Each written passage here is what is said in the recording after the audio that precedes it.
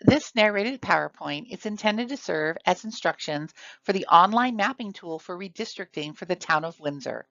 Now, throughout the presentation, there may be references to other jurisdictions, and in fact, we use examples from the city of Eastvale and the city of Fontana in actually drawing maps. But please be assured that the instructions are exactly the same and apply to the town of Windsor. The town has partnered with Dave's Redistricting Application, or DRA 2020, to provide an online tool to allow residents to draw and submit their own maps for consideration. You start by creating a free account. There are multiple ways to create the free account, such as to click on the menu bar in the upper left-hand corner, or to click on the Sign Up button in the upper right-hand corner. Once you click on the menu bar, you would select Sign Up. It will then ask you to enter your email address and create a password, similar to any other online application. Once you have created your account and logged in at davesredistricting.com, you would select the menu bar once again to access available maps. Then you will select Maps from the drop-down menu. Once you have selected the term Maps, you will see another drop-down menu that says My Maps. Once you select My Maps, you will then go to the bottom and select Published Maps. These are lists of maps that have been created and made available for anyone in the community to see. Let's do a quick recap of the steps so far. You begin by selecting the menu bar in the upper left-hand corner. Then you're going to select Maps, you're going to select My Maps, and then Published Maps. This will take you to a list of all of the previously published maps that are available for you to use. Now, once you've created your own maps, you can skip this step and just simply click on My Maps, and your maps will be available there for you to edit, update, or revise. Each agency has a template map that's been created with their jurisdictional boundaries and the correct number of districts. To find the template for your agency, you would complete the search bar with the name of your agency plus template. For example, Windsor template. Once you enter the name of your jurisdiction and the word template, the search will bring up any maps that have been created using those search terms. For example, see the results for Eastvale, California.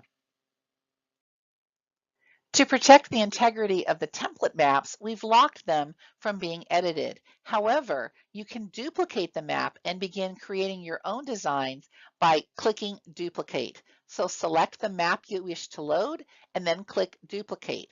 I must point out, however, that the program can take a few seconds to load and then duplicate under the My Maps tab. And this is because the files are quite large and it takes a while to create it under your individual My Maps. Once you've duplicated your map, it will show up on the My Maps tab, and it will be named Copy of the name of your jurisdiction. You might find it helpful to rename the map, and to do that, you will make sure that it is selected by clicking the red checkbox and then click Rename. Now, pick a name that makes sense to you, such as Joanne's Map Number 1 or Bob's Map going north on District 1, something that when you see it in the list, you'll know immediately which map it is. Once you have renamed it, you can start working with the map to create your own districts. You do that by selecting Edit from the same My Maps screen. Now, I want to remind you that when you load your map, it can take between 15 and 20 seconds, depending on your internet speed, for it to fully load. Once you click the Edit button, your map will load and it will resemble this, an outline of your jurisdiction. This is an outline of the city of Eastvale. Now, the very first thing you want to do before you begin drawing districts is to reapply the agency settings to your map. You want to do this every time you open your map. And you do that by clicking the gear icon at the far right corner. That will open a dialog box that at the bottom of it has the button Apply. Simply click Apply and then you can close that dialog box. That will reapply the specific agency settings to your map. The other tool that you may wish to use is the background map, which can be found in the lower left-hand corner. What that box does is it applies your streets and highways underneath your city map to help orient you to where you are when you start to select blocks to add to particular districts. It should be noted that when the map initially loads, you'll see larger block squares, and those are known in the software as precincts. Those are not voting precincts, however. That's just the term that the software developer used to describe census block groups. Census blocks are smaller units of measurement that are found inside of block groups. So if you wish to work at the census block level, then you need to select the block button and then point your mouse at a larger block group and click. That will bring up a blue box that highlights all of the smaller units of measurement at the block level. Then they can be individually added into particular districts. Now I know that everyone is interested in how they actually draw their maps. The first thing that you need to do is to select the district that you want to begin drawing. And you do that on the upper left-hand corner by clicking on District Selector and then selecting a district. Notice that in this example, District 2 is selected. And if you look at the pop-out, it tells you a population that has already been assigned to District 2 in this particular example. To begin assigning census blocks or census block groups to individual districts, you want to start by selecting the paintbrush tool at the top of the screen and then begin clicking in either census blocks or census block groups, which again are labeled precincts. And as you click into those boxes, they will assign them to the district that is selected in the district selector with the red dot on the left. On the next slide, I'll demonstrate this in person. So let's recap the last few steps and begin assigning neighborhoods to my map. Now remember, the first thing that you do is select the gear icon and then select the Apply button. This reapplies the agency settings to your particular jurisdiction. It's important that you do that every time you open your map. Now, I want to begin drawing maps and putting neighborhoods into individual districts. I'm going to go over here to my district selector and District 2 is selected, but I think I want to start with District 1. So I'm going to select the District 1 and then I'm going to select my paintbrush. Now, paintbrush is what allows me to put individual blocks into the districts.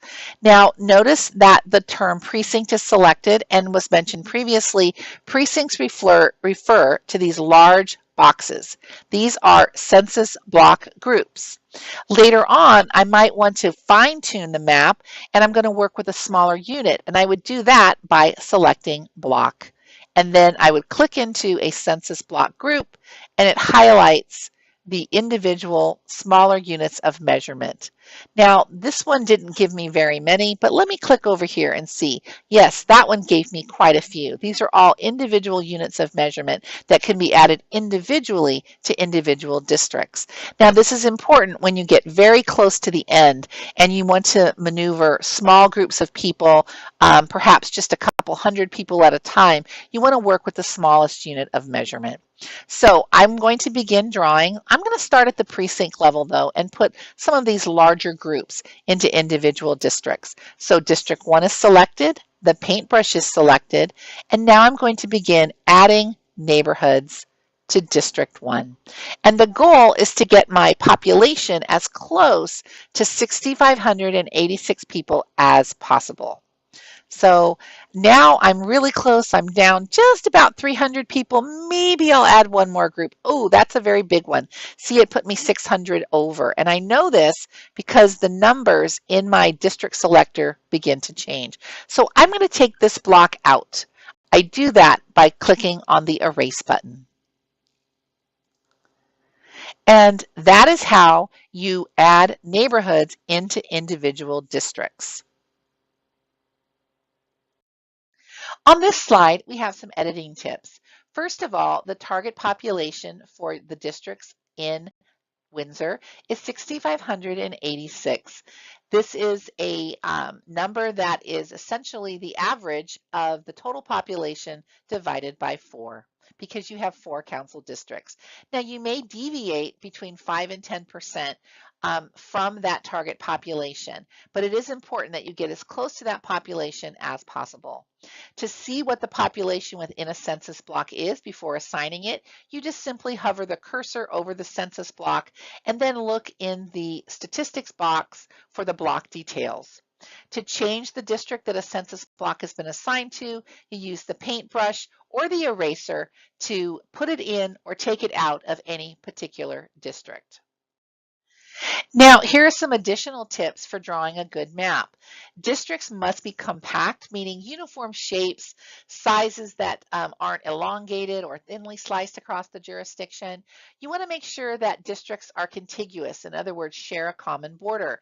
However, Windsor has census blocks that are separate from the town, so there's no way for them to actually be contiguous. But for the remainder, the block of the city that is connected, you want to make sure that your districts are contiguous. Again, districts need to be relatively equal in population with a total deviation no greater than 10%. And that means that from the least populated district to the greatest populated district, there's no more than a 10% spread. And you can check your percentages by clicking on the statistics on the right-hand side of the toolbar. You want to keep your neighborhoods and other communities of interest together, and those are things like territories around schools and landmarks. Once you've finished assigning all of the blocks to a particular district, you're going to want to finalize the map. This is how you can share it with your friends, with the city's redistricting consultant. You start by clicking the map icon on the top ribbon at the right. The best way to share your map with your jurisdiction is by publishing it for anyone to see and then letting the city know. You start by selecting the map that you wish to publish by clicking the checkbox next to the map. Once you select the map you wish to publish, click the Publish icon located in the top ribbon. This is your last opportunity to check the name of your map or create a description such as, this map keeps existing districts 1 and 2 together, or this map keeps a neighborhood around Elsinore Middle School together. Once you've published your map, you must send an email to the jurisdiction with your map name and let them know that you have a published map.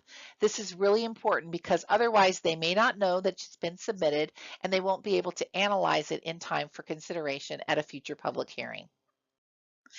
If you'd like to keep your map private but still want your agency to see it, you don't have to publish it. You can also share it directly with the jurisdiction.